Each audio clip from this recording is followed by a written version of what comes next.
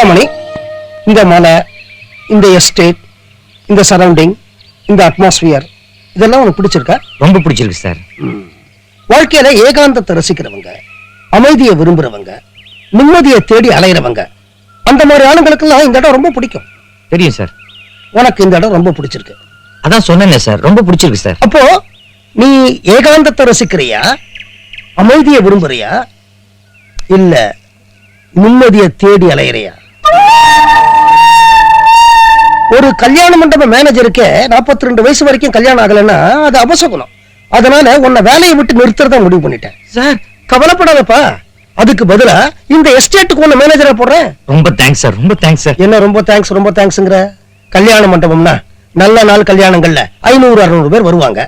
உனக்கு தெரிஞ்சவங்க வருவாங்க, வேண்டப்பட்டவங்க வருவாங்க. அவங்க உன்னை பார்ப்பாங்க. அது உனக்கு பிடிக்கல, அது உனக்கு வசதி இல்ல. ஆனா இந்த எஸ்டேட் மேனேஜரா இருந்தா கண் காணாத இடம், யாரும் உன்னை பார்க்க மாட்டாங்க. அது உனக்கு வசதி இல்லையா? ஏன்னா வாழ்க்கையில நீ நிம்மதியை தேடி அலையிறவன். இந்த பெண்கள் தலைக்கு போடுவாங்களே துணி ரப்பர் பேண்ட், அது எப்படி உன் பேட்டிக்குள்ள வந்தது? அங்க யாரும் இல்லப்பா, இங்க பாரு. ஆமா, கல்யாண மண்டபத்துல தினராத்திரி நீ ஃபுட்பால் ஆடுறியாமே, யார ஃபுட்பாலா நினைச்சு எட்டி உதைக்கிற நீ?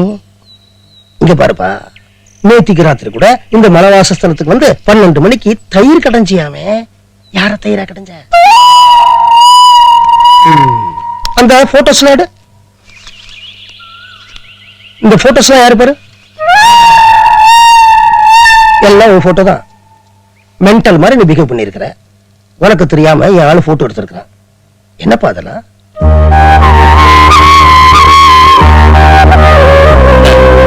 ஒவ்வொரு ஆம்பளையும் தன்னோட வாழ்க்கையில 4 முக்கியமான பொண்களை சந்திக்கிறான். அம்மா, சகோதரி, மனைவி, பொண்ணு. அந்த 4 பேர் மேலேயும் அவன் அளவு கடந்த பாசம் வச்சிருக்கான். ஆனா ஒவ்வொரு பாசமும் ஒவ்வொரு விதமானது. அம்மா மேல வச்சிருக்கிற பாசம் நன்றி கடன், சகோதரி மேல வச்சிருக்கிற பாசம் நட்பு, மனைவி மேல வச்சிருக்கிற பாசம் காதல், பொண்ணு மேல வச்சிருக்கிற பாசம் கடமை. Super super super. சோ ஒவ்வொரு பாசத்துக்கும் ஒரு பேஸ் இருக்குங்க. அம்மா மேல பாசம் நன்றி கடன், சகோதரி மேல பாசம் நட்பு, மனைவி மேல பாசம் காதல், மக மேல பாசம் கடமை. ஆனா சில சமயம் இந்த பொம்பளைங்க நம்மள போட்டு பாத்துருவாங்க. எப்படி எப்படி எப்படி? நடுக்கூடத்துல நம்ம நிக்க வச்சு சுத்தி நின்னு அம்மா பாசம் பெருசா, சகோதரி பாசம் பெருசா, மனைவி பாசம் பெருசா, பொண்ணு பாசம் பெருசா, இப்பவே சொல்லுங்க அப்படிம்பாங்க. எந்த ஆம்பளையால சார் அந்த 4 பேரையும் சந்தோஷப்படுத்துற மாதிரி பதில் சொல்ல முடியும்?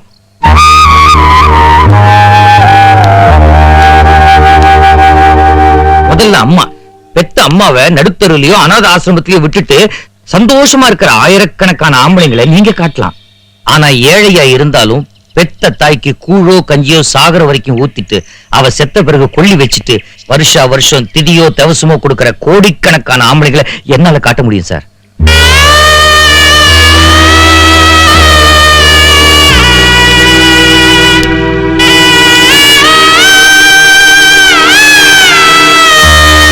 அடுத்தது சகோதரி. நம்மளோடய கூட பிறந்தவங்க, நம்மளோடய வளர்ந்தவங்க. யாருக்கோ தாரவாத்து கொடுக்கிறோம், எங்கேயோ வாழ்க்கப்படுறாங்க. அதுக்காக நம்மள தூக்கி வளர்த்த அக்காவை மறந்துட முடியுமா? இல்ல நாம தூக்கி வளர்த்த தங்கச்சி தான் மறந்துட முடியுமா? அவங்கள மறந்துட்டு இருக்கிற ஆயிரக்கணக்கான ஆம்பளைங்களை நீங்க காட்டலாம். ஆனா சொந்த அக்கா தங்கச்சிகளை இன்னமும் நெஞ்சில சுமந்துட்டு இருக்கிற கோடிக்கணக்கான ஆம்பளைங்களை என்னால காட்ட முடியும் சார்.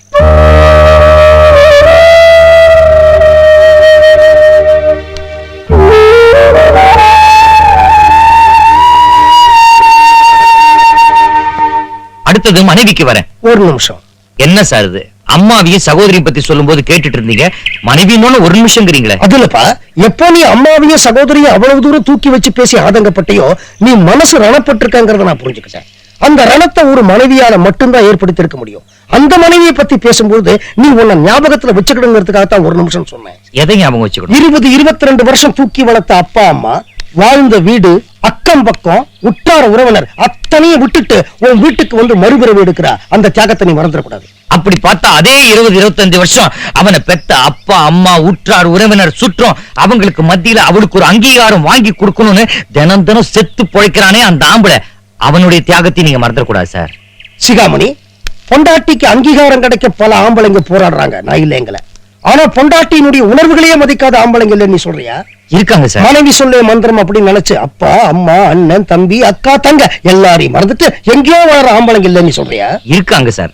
ஆனா பெத்தவங்களையும் விட்டு கொடுக்க முடியாம, தன்னை நம்பி வந்த பொண்டாட்டியும் விட்டு கொடுக்க முடியாம, இவங்க ரெண்டு பேரும் எப்படி பேலன்ஸ் பண்றதுன்னு தெரியாம தவிக்கிற கோடிக்கணக்கான ஆம்பளைங்க இல்லன்னு நீங்க சொல்றீங்களா? சிகாமணி இருக்காங்க சார். அந்த மாதிரி ஆம்பளைங்களால தான் இன்னைக்கு நாட்டுல மழை பெய்யுது.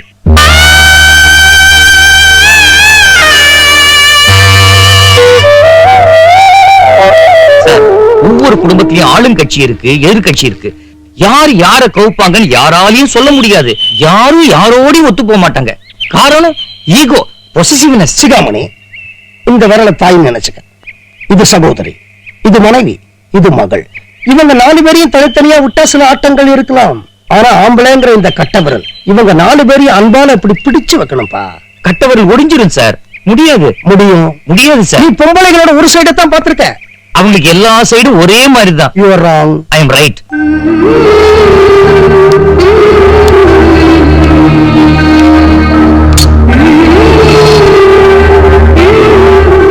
He is wrong. He is wrong.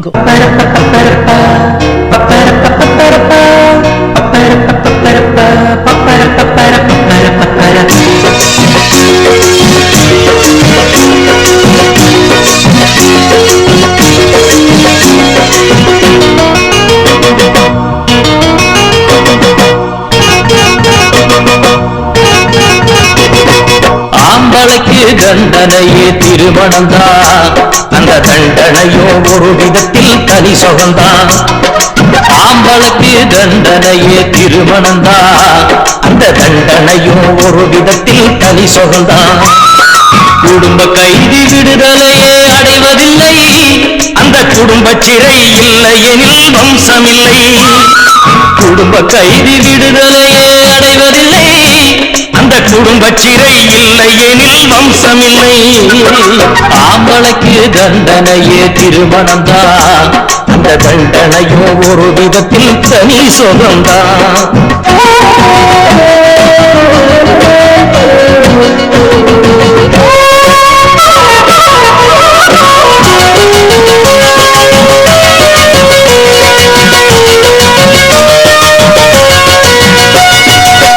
பொண்டாட்டி புள்ளைக்குன்னு உழைப்பது தண்டம், தள்ளாடும் வயதில் உன்னை காப்பது சொந்தம்.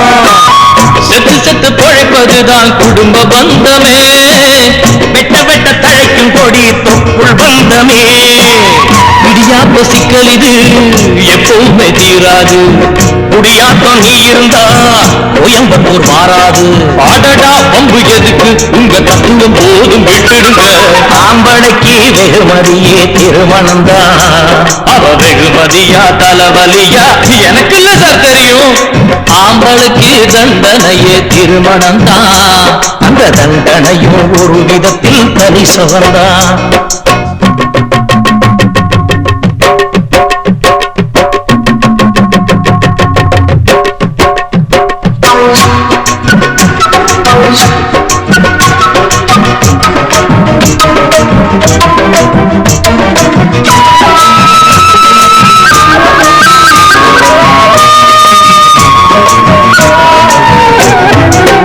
உத்தமர்கள் தேடுவது சந்நியாசம்தானே, தேசத்தந்தை காந்தி கூட சம்சாரிதானே.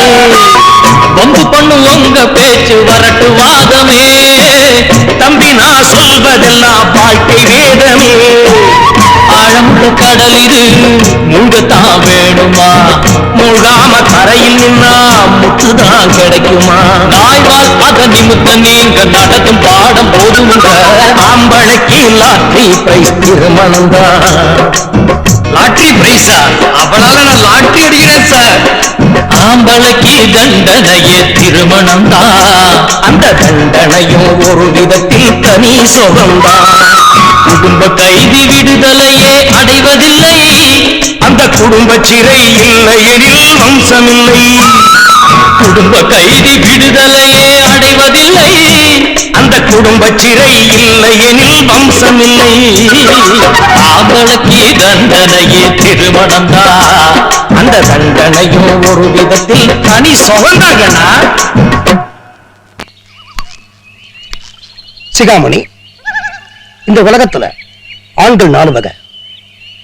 பரிபூர்ணமா பெண்களை நம்புறவங்க 1, அடிப்படையிலேயே பெண்களை நம்பாதவங்க 2, பெண்களை நம்பி ஜெயிச்சவங்க 3, பெண்களை நம்பி தோத்தவங்க 4. நீ 4வது கேட்டகரியில வரேன்னு நினைக்கிறேன். எதுக்கோ ஒரு பெண்ணை பரிபூர்ணமா நம்பியிருக்க, ஏமாந்திருக்க, தோத்துருக்க, வீட்டை விட்டு ஓடி வர அளவுக்கு வந்திருக்க. இந்த பார், தப்பு உன்னுடையதாகவும் இருக்கலாம், சம்பந்தப்பட்ட பெண்ணுடையதாகவும் இருக்கலாம். நடந்தது என்ன நீ சொல்லு, தவறு யாருடையதுன்னு நான் சொல்றேன். முதலாளி, இன்னைக்குல இருந்தா மாசம் 3500 ரூபாய் சம்பளம் தரீங்க.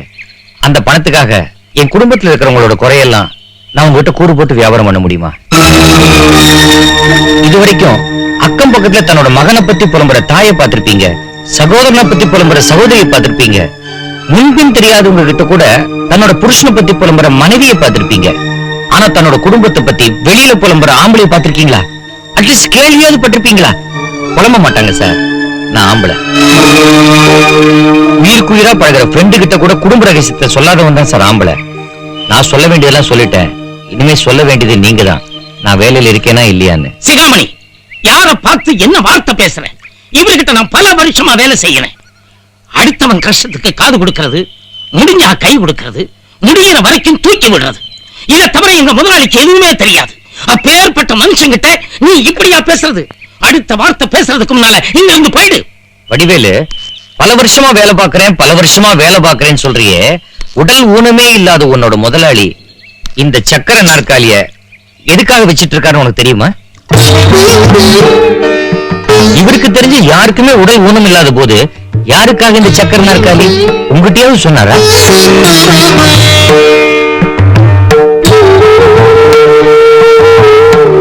பணக்காரங்க என்ன நினைக்கிறாங்க, ஏழைங்க தன்னோட கஷ்டத்தை பணக்காரங்க கிட்ட சொல்லணும்னு. பணக்காரங்க தன்னோட கஷ்டத்தை ஏழைங்க கிட்ட சொல்லக்கூடாதுன்னு. இந்த ஒன் வே டிராபிக் வேலையெல்லாம் நமக்கு பிடிக்காதுப்பா.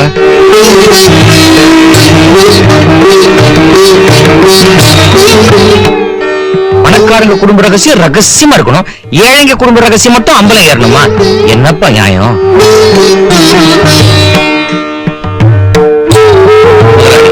என்ன ஒரு மனுஷனா மதிச்சு உங்களோட குடும்ப ரகசியத்தை என்கிட்ட சொன்னீங்கன்னா, உங்களை தெய்வமா மதிச்சு நானும் என்னோட குடும்ப ரகசியத்தை உங்ககிட்ட சொல்றேன். முதலாளி, முதலாளி, அவன் கிடக்குறான். அதுக்காக நீங்க வருத்தப்படாதீங்க. அவன் குடும்ப விஷயம் நமக்கு எதுக்கு? உன்ன வடிவேலு, அவன் என் குடும்ப விஷயத்தை ஞாபகப்படுத்திட்டான். முதலாளி, அட என்னையா, இது நாள் வரைக்கும் எங்க முதலாளியும் இந்த வீல் சேரும் புரிஞ்சதே இல்ல. இன்னைக்கு அதை கூட மறந்துட்டு போறாரு. அதான் டிக்கில ஏத்த வந்தேன். அட போயா, நீ அவரை மூட் அவுட் பண்ணிட்ட. பணக்காரங்க மட்டும் தான் மூட் அவுட் ஆகணுமா? ஏழைங்க மூட் அவுட் ஆக கூடாதா?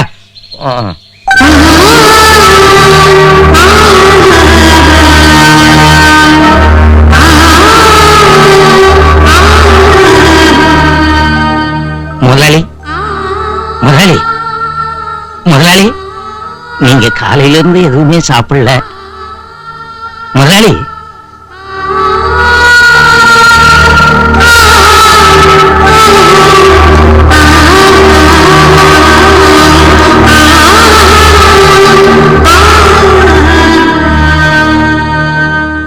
வணக்கம்மா. வணக்கம். நான் சுந்தரமூர்த்தி ஐயா கல்யாண மண்டபத்துல வாட்ச்மேனா இருக்கேன். பார்த்திருக்கேன். ஐயா இப்ப ரொம்ப முடவுட்ல இருக்காரு. அதுக்கு நான் என்னப்பா செய்யறது? நீங்க அப்படி எல்லாம் சொல்லக்கூடாது.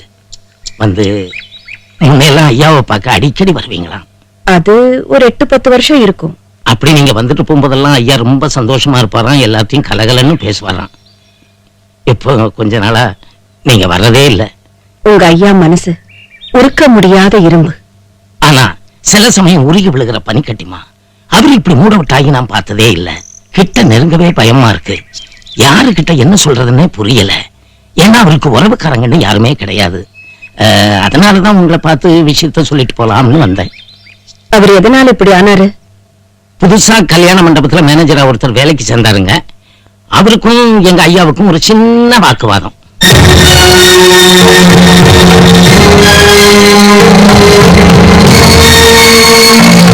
ஐயய்ய, புதுசா வேலைக்கு சேர்ந்த பையன் இதெல்லாம் ஏன் கேக்குறான்? ஆமா, என் இடம் உனக்கு எப்படி தெரியும்? எனக்கு முன்னால இருந்த வாட்ச்மேன் சொன்னாமா. எனக்கு உங்க ஐயாவுக்கு என்ன உறவுன்னு அந்த வாட்ச்மேன் உங்ககிட்ட சொன்னானா? அவனுக்கே தெரியாதுன்னு சொன்னாமா. சரி, நீ போ, நான் வர்றேன். சரிம்மா.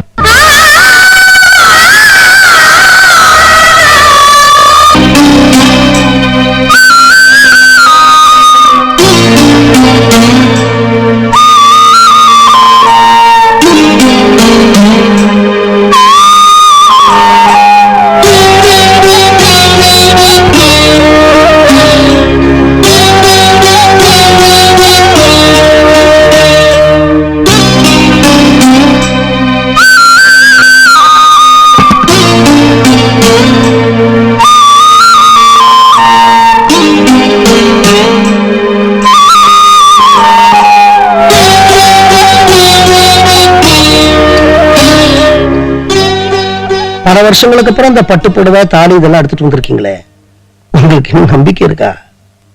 உங்க மனசை அசைக்க முடியாதுன்னு நான் என்னைக்கோ தெரிஞ்சுக்கிட்டேன். பின்ன எதுக்கு இதெல்லாம் எடுத்துட்டு வந்தீங்க?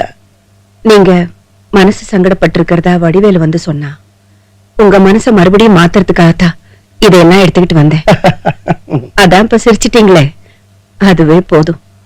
ஒண்ணும் இல்லம்மா, வாழ்க்கையே தெரியாத பையன் ஒருத்தன் என்ன கொஞ்சம் அப்செட் பண்ணிட்டான். நானும் கேள்விப்பட்டேன். அவன் என்ன பத்தி கேவலமா பேசிருந்தா கூட பரவாயில்ல, பெண்மையே கேவலமா பேசிட்டான்.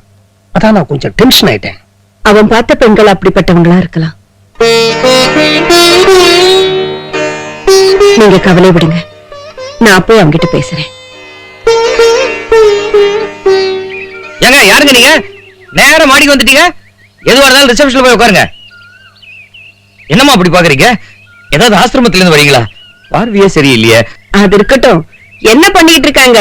ஒலிம்பிக் நீச்சல் குளத்தை நீஞ்சிட்டு கையில மெடலோட வந்திருக்கேன். பார்த்தா தெரியல, தொடப்பம் தண்ணி நாறுதுமா. வாட்டர் டேங்க் கிளீன் பண்ண வந்திருக்கேன். ஆமா, நீங்க யார், எதுக்கு இங்க வந்திருக்கீங்க? நீ டேங்க கிளீன் பண்ண வந்த, நான் உன் மனசை கிளீன் பண்ண வந்திருக்கேன். ஆமா, பொம்பளைங்களை பத்தி ரொம்ப கேவலமா பேசினியாமே, என்னதான் நினைச்சிட்டு இருக்க பொம்பளைங்களை பத்தி? ஒவ்வொரு பெண்ணும் ஒரு மலர், ஒவ்வொரு மலருக்கும் ஒரு குணம், ஒவ்வொரு குணத்துக்கும் ஒரு ஈர்ப்பு, ஒவ்வொரு ஈர்ப்புக்கும் ஒரு மனம். ஆமா, சில மலர் மட்டும் நாறுது. அப்பா என்ன சொல்ற? தைரியமா தான் சொன்னேன், ஏன் உனக்குள்ளேயே முணுமுணுத்துக்கிற? ஆம்பளைங்களுக்கு கோழைத்தனம் இருக்க கூடாதுப்பா. உன்ன மாதிரி ஆம்பளைங்க கோழைங்களா இருக்கிறதுனாலதான் இன்னைக்கு பல குடும்பங்கள்ல கஷ்டப்பட்டுக்கிட்டு இருக்காங்க. அம்மா தாயே துர்தேவத, என்ன பத்தி என் குடும்பத்தை பத்தி கேக்குறதுக்கு நீங்க யாருமா? என்ன பத்தி என் குடும்பத்தை பத்தியும் கேட்கறதுக்கு நீங்க யாருன்னு உன் முதலாளி கிட்ட கேட்ட, இப்ப என்கிட்ட கேக்குற. நான் என்ன பத்தி சொல்லிட்டு உன் முதலாளி பத்தி சொல்லட்டுமா, இல்ல உன் முதலாளி பத்தி சொல்லிட்டு என்ன பத்தி சொல்லட்டுமா?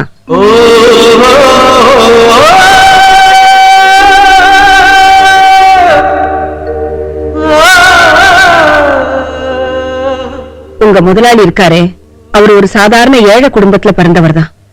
பிறந்த கொஞ்ச நாள்லயே உங்க முதலாளியுடைய அப்பா இறந்துட்டதுனால கோழி பண்ணைய சுத்தம் செஞ்சு அவரை காப்பாத்தினது அவங்க அம்மா தான். என்னம்மா படிக்கிறியா? என்னம்மா பள்ளிக்கூடத்துக்கு பணம் கேட்டியே, நீ நல்லா படிச்சு இந்த குடும்பத்தை நீதாமா காப்பாத்தணும். அம்மாவுக்கு இப்பெல்லாம் முடியலம்மா. சரிம்மா, நான் நல்லா படிச்சு தம்பியும் நல்லா படிக்க வச்சு இந்த குடும்பத்தை காப்பாத்துறேம்மா.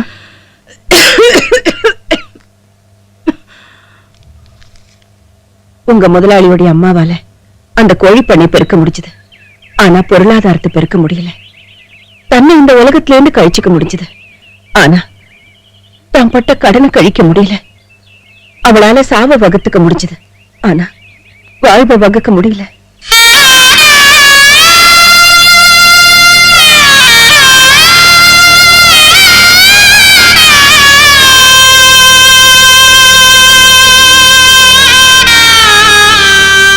உங்க முதலாளியை பொறுத்த வரைக்கும் அவங்க அம்மா ஒரு பெண் தெய்வம். அதனால எந்த அம்மாவை பத்தி யார் தப்பா பேசினாலும் அவரால் அதை பொறுத்துக்க முடியாது.